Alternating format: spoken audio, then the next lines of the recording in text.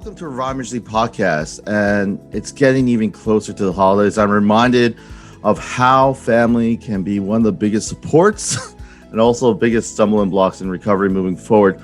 Today, we have a returning guest of Ministries Podcast that last shared her story in January. It seems so long ago. It seems like ancient history. Right? And now she is back. Welcome, Michelle, and thank you so much for returning and being a guest with us today. Thank you, Robert, for having me back. It's always a pleasure.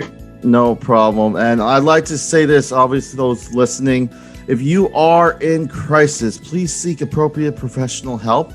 In the U.S., the 1-800-273-8255 is a national suicide prevention lifeline.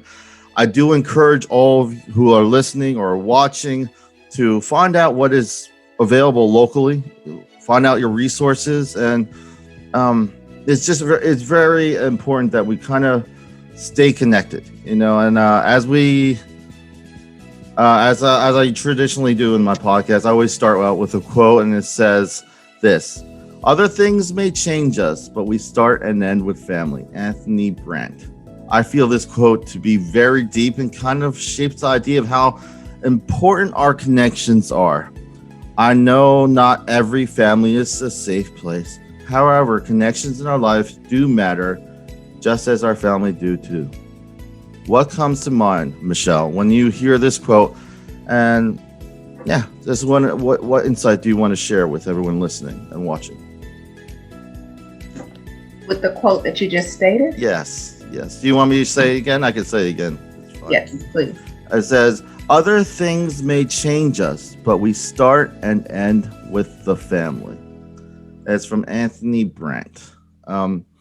It's just, for me, it's just a good starting base because it just emphasizes how important our connections are. And whether we... Right. So, anything comes to mind when you hear that quote? Well, when I think about that quote, I think about, because the fundamental foundation of anything, it begins and ends with the family. And so, Yes. Of course, other things may change and shape us, but also what we encounter and what we're taught and the traditions that we are, that are passed down are the things that shape and craft who we are. Yes. And so, even though other things may come along to change us, the foundation has already been established within our families, whether they be good, bad, or, somewhere in between. Yes. And so, that is my thoughts, on what that quote means.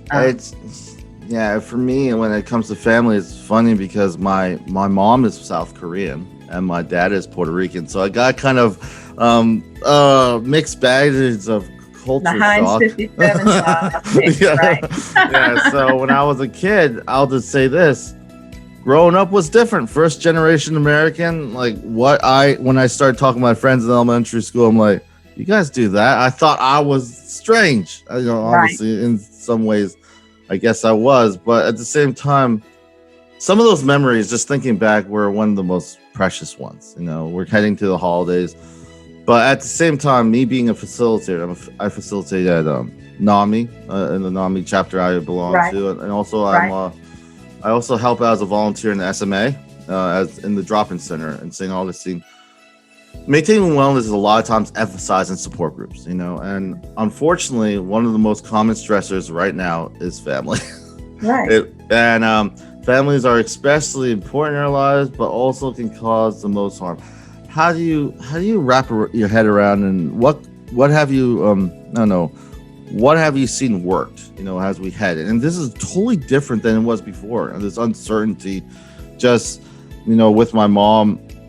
The fact that I can't have Thanksgiving. We usually have a big Thanksgiving with my mom. It's hard, this distancing. I try to tell people in my podcast that it's not social distance, it's physical distancing. Right. But because the social promotes the idea we don't connect. But what are your thoughts on that whole thread of ideas? Well, we do what we do, as individuals. And as people, we adapt and we overcome. We find a way to stay connected because we are hardwired for that. That's how we were created. That's how the Creator created us, and we're social beings. To whatever degree we are.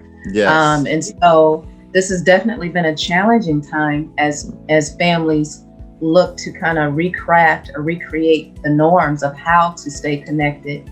And I believe what a lot of families are realizing is that it's really exposing areas that they weren't weak in, that they've been weak in as far as communicated and connection. Yeah. And people are really starting to have a time to truly bond on levels and platforms that they never bonded before. But on the other end of the spectrum, what about those families that are, hundreds of miles apart, and family members that live alone?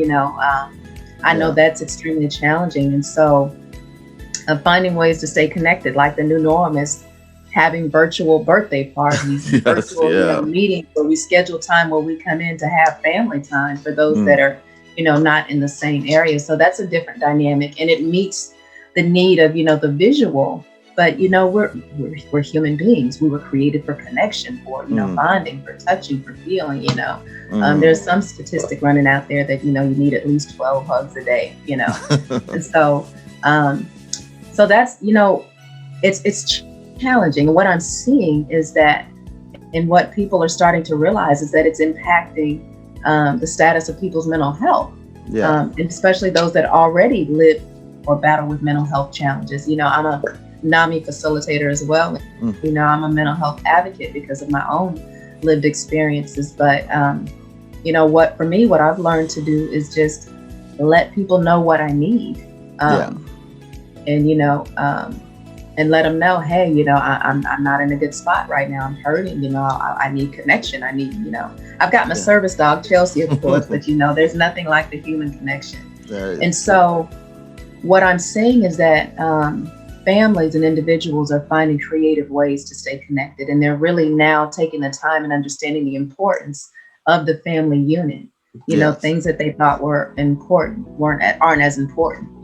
Like building success, running after monetary gain, missing important milestones in their loved ones or their children's lives. Now, you're able to be there, and so I believe overall it's bringing people closer. But for those that have mental health challenges and those that live alone or don't have any family, I think it's extremely challenging times for them. And I think, we need to come up with some strategies or solutions to better meet the needs of those that don't have anyone that they can quote unquote call family, because family is, not always blood. Yeah. And sometimes the closest people are the ones who are not blood, from my experience. When it comes to connections, it's interesting because I was reading about Benjamin Franklin. He had this one quote. He said, "Tell me and I'll forget. Teach me, I may remember. Involve me and I will learn." And for me, I think of many of us, whether we're facilitators or people in general, we are struggling to involve people in this unique environment now. And how do we do it and present it that's digestible and also that meets the needs of our connection, which is hard. I got married last month. Congratulations. Yes, and my brother couldn't make it. He was in another country, and that was one of the things. Just like you were saying, like certain people are far away, so there's this thing. But also, what I think I've learned was this urgency sometimes we put on ourselves that is unwarranted. Can be very unhealthy. At the same time, I had to make a lot of big choices. A lot of people would probably tell me, especially in my family, and it's understandable because we try to control and try to protect everyone, to talk me out of like rushing into it. But it didn't felt rushed. For me, it was I was unapologetic but loving. I had to be that way. I had, at the same time, I had to make the choices because at the end of the day, one thing I love about going through all these coping skills and learning so much about myself doing this podcast and meeting people is that it feels like I'm piecing back my value. And it's not only that, it's also the idea that, my story is important, but so is everyone else's. All of us play a part. And the biggest struggle for me, Michelle, really, with this whole connection thing was I can't save everyone. And it's okay. That is hard. That is a hard pill to swallow for me. It is. For me, I want to save, I want to help, because a lot of my serving others, what I do with Revive and everything else, is my recovery. Really, that's it. Me helping people has helped me tremendously, especially in those critical times.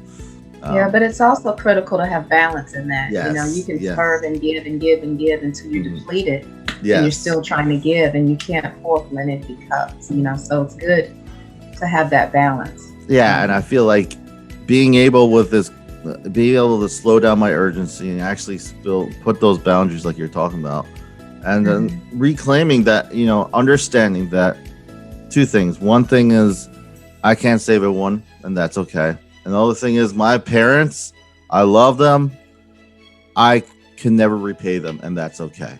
I Right. know me being an Asian kid sometimes, and even just a kid, even you're like, I'm gonna pay back my parents for whatever they did, right? Right. And for me, that's a tremendous amount of urgency, and sometimes it's just unrealistic. And realistically, yeah, monetarily you might be able to match them, but what they've done to provide whatever's safe wherever you are right now is huge, and you can never pay that back. And that you should be able to receive that gift and be okay with it. I believe the greatest gift that we can give our parents Mm-hmm. is to use the things that they've instilled in us to live a productive life, to be a good, upstanding person, to be happy, to follow our dreams, and to be able to. Our parents want to know that when they're not here, that we're okay, that we can take care of ourselves, that that we're loved, and that we have a good community or tribe, for lack of a better word, of support. And so I believe that's the greatest gift that we can give our parents. And I think we, as children, oftentimes we put undue pressure on ourselves, and we guilt ourselves because we know, some of the challenges that we, gave them as we were growing up. But it's all a part of the process. It's all a part of, family, community.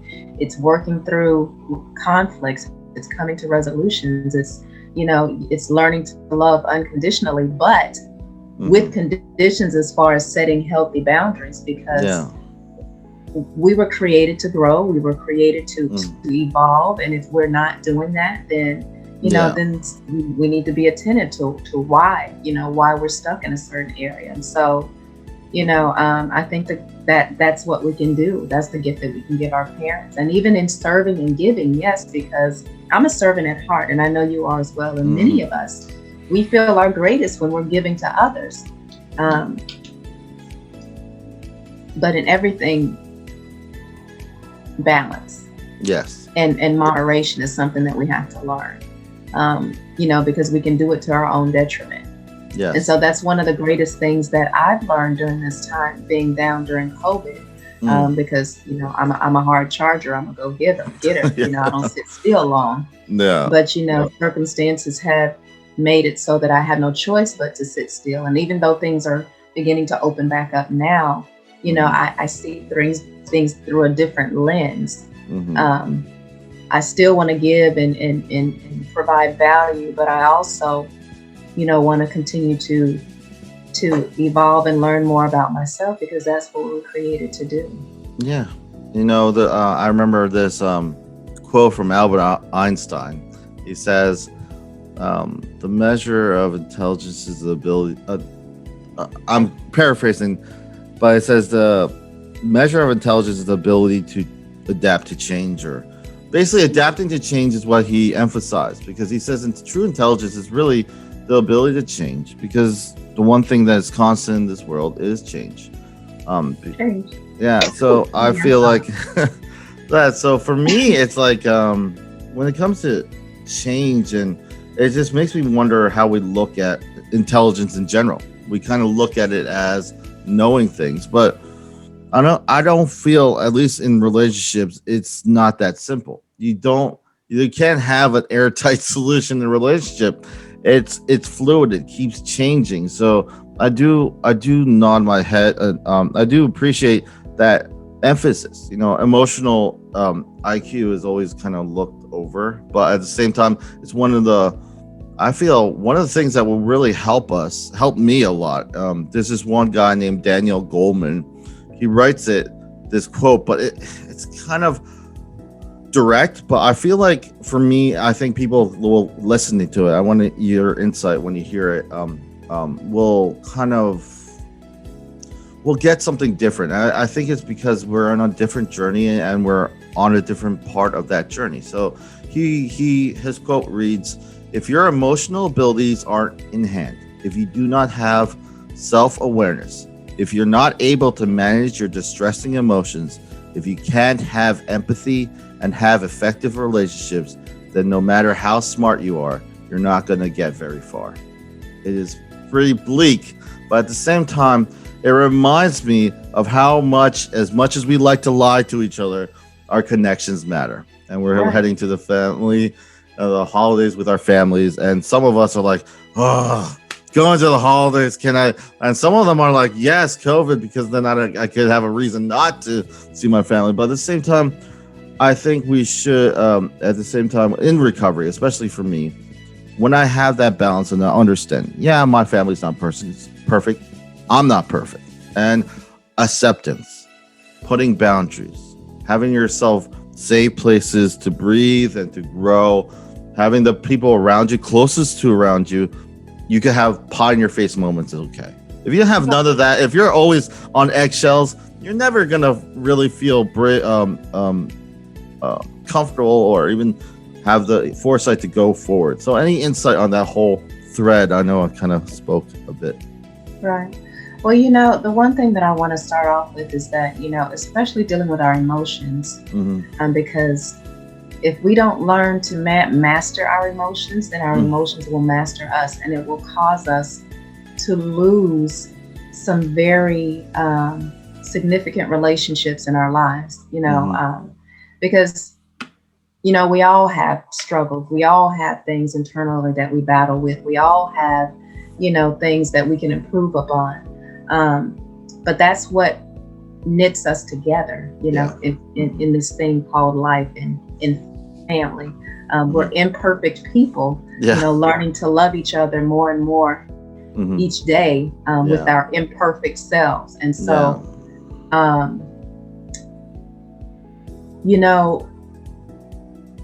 people use that term love and family so loosely.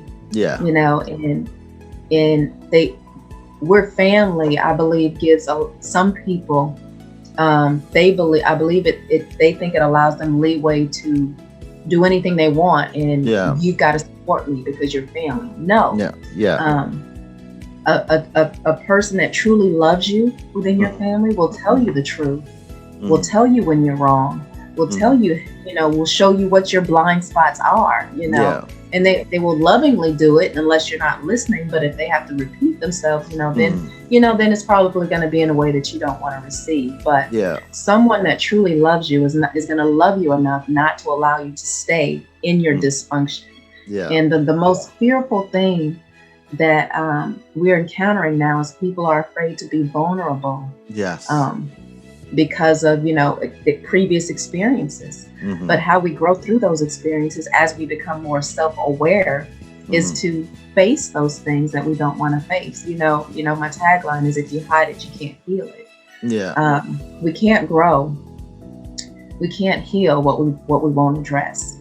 And in families, it's not all peaches and cream. It's going to be ugly. You're going to be diving into the miry clay in the mud at times. But the thing about this is, it's better to have someone to be connected to than to try to do it alone, because we weren't created for that. Yes. There's one convoluted statement that I don't know, I read in passing, or it kind of came to me. It says, the good news is only as good as the bad news was.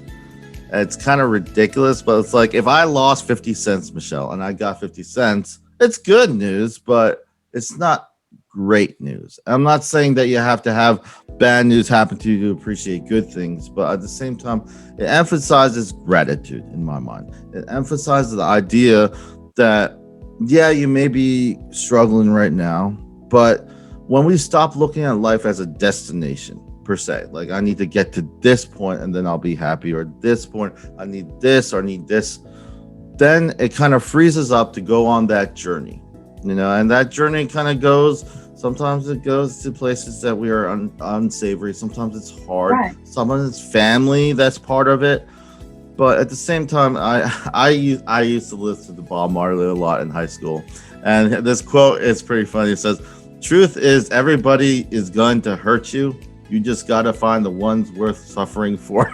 Well, It's pretty funny, but for me, I understand that, because it's a lot of work, and people who come into relationships feeling that it's just gonna happen, and it won't, because relationships take work, and the reason why there's such a contrast of amazing lifetime moments and the most hard ones is because how vulnerable we are. And you talk about vulnerability, and I feel that that's very important, as we recognizing that, understanding that, and putting your boundaries and remembering your coping skills. Those who go to support group, coping skills I love, because there's those small little baby steps to something, to finding out that in my journey was finding that my value never left me.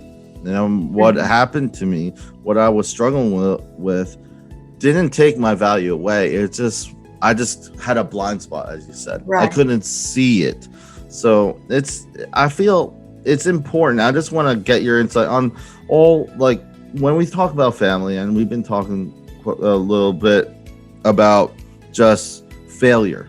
And this last month, this is going to be uploaded in November, but in October the theme was "It's okay to fall." It's very punny, but failure was the key, because I feel like if we're not able to fail, if we're not able to go, and some of the most, but we learn more from our failures than our successes a lot of times. And I'm saying you can't learn from your successes, but there has to be some maturity. You don't get wrapped into us doing well.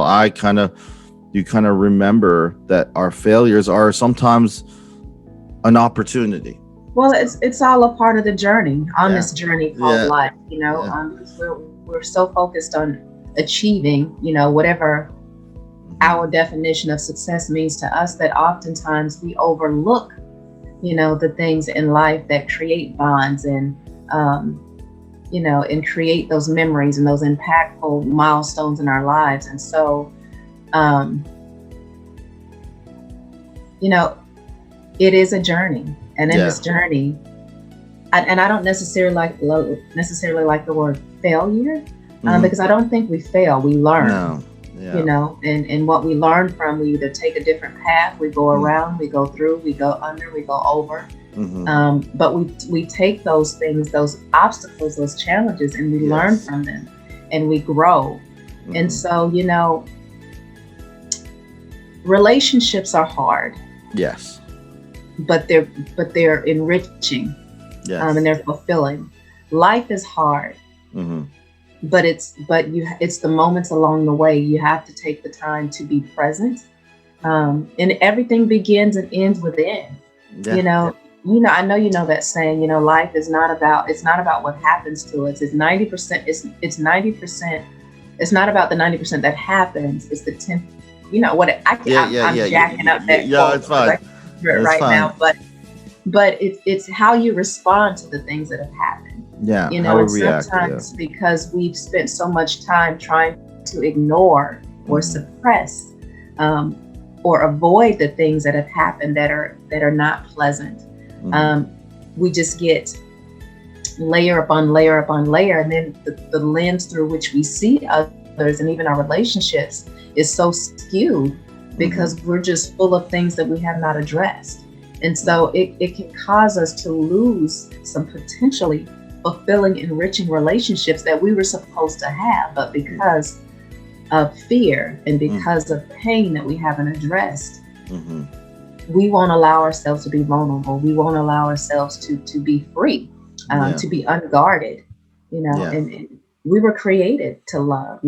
Love is the most important thing. And my definition of love and what it looks like to me is going to be different than what it looks like to you.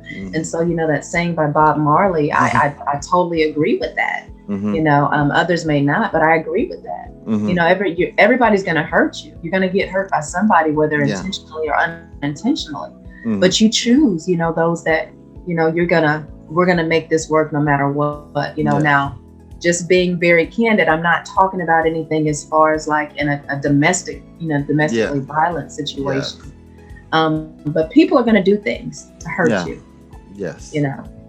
And the more you know them, the more you guys grow, the more you know one another. You're going to know when it was intentional. You're going to know when it wasn't. You're going to know, when if it's something that's salvageable based on what boundaries you've established in your life, or if it's something that you can resolve and work through. Yeah. And that's how we grow, and that's how we evolve. Yeah. Michelle, I'm gonna read this last quote. I'm gonna have you kind of digest it. I'll read it again if you want me to. After that, I want you to share what comes to mind, and then as we wrap up today, I just want you to give any final thoughts to those who are listening. Maybe they're struggling at home. Maybe they're the ones who are really having a hard time right now. Right. What would you say to them? And then anything, we'll just go from there. So the quote reads, "Everyone needs a house to live in, but a supportive family is what builds a home." Anthony Lacombe. What comes to mind, Michelle? What comes to mind is, the same thought that I would think when individuals are on this proverbial wheel, trying to gain wealth, and what is the motive? Because once you've attained all of that and you don't have anyone to share it with, to celebrate with, to share, the obstacles along the way, it's meaningless. It's pointless. It says in the word, what does a man gain? What does it profit a man to gain the whole world and lose his soul? Yeah. Well, the same thing applies to me, it's in relation to a family or a home. Mm-hmm. A house is a house without the foundation of the family and the love that builds that house, that makes that house a home. Mm-hmm. And so, what kind of a home do you want to have? Yeah. Do you want to have an empty shell? Or do you want to have a place of sanctuary and peace and love and support and connection? Mm-hmm. And that doesn't mean that it's going to be without, struggles and trials and tribulations. Mm-hmm. But, the word also says, two are better than one. Yes. Because if the one falls, then the other one is there, and I'm paraphrasing. Yeah. And so I'll just go back to this. We were created to commune. We were created for connection. The root word of community is commune. It is hardwired. It is in our DNA. And many relationships, many business relationships, many partnerships, many intimate relationships, many friendships have crumbled because there was that inability to connect because of hurts and things that were not addressed. Mm-hmm. And so we have to give people grace, yes, for where they're at in their journey. And we just have to learn to love unconditionally. Yeah. And to learn, we have to be loving. We have to emit that in order to attract it and receive it. There's an old saying, hurt people. Like the cycle will continue. If I got hurt from someone and then I feel like if I hold on to it, and it continues that cycle. And you can't quench hate or anger with hate and anger. It just blows it up even further. You can diffuse anger with love. You can diffuse hate with love. You can diffuse someone that's being boisterous and loud because they're speaking out of their hurt and their pain. Mm-hmm. By giving them a soft answer, or sometimes not saying anything at all, just allowing them to release things that they've had pent up. And I've experienced a lot of hurt in my life, and I'm a very loving person. I'm a very open person. I'm a very free spirit. And for many years, I suppressed that loving, kind-hearted, open person that I was because of those experiences. But I was the one that lost out, you know, and Mhm. those that were around me that didn't receive that love that I was so, that I so wanted to give, but I couldn't give because I didn't know how to get beyond that hurt. I didn't know how to give.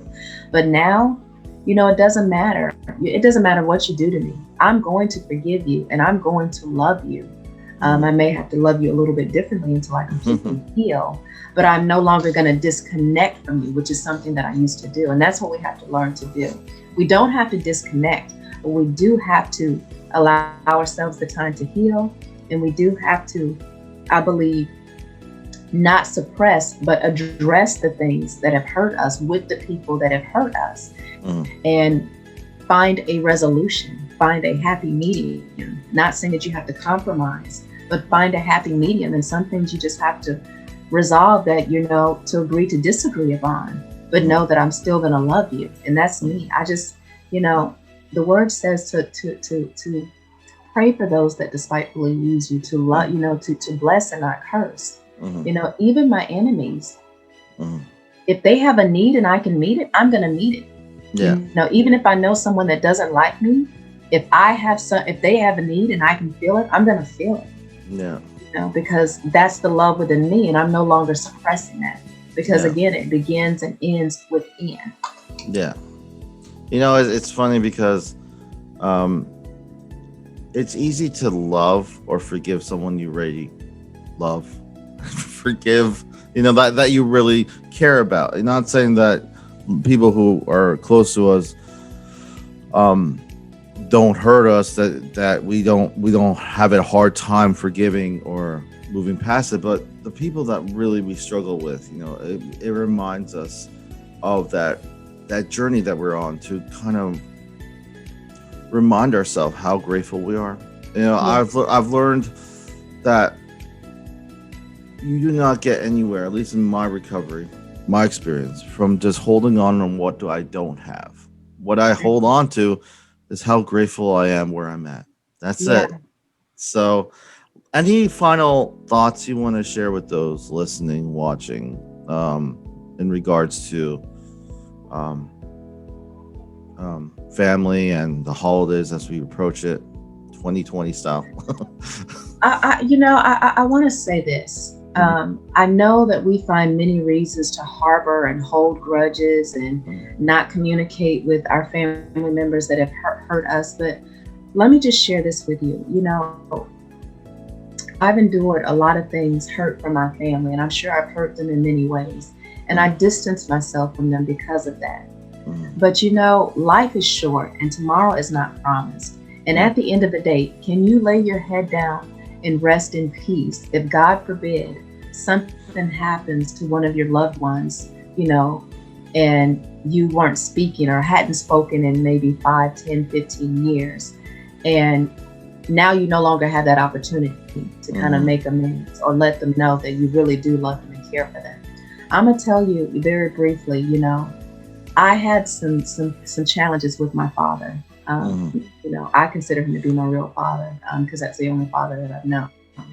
And because of that, I had distanced myself. We spoke, but it was superficial.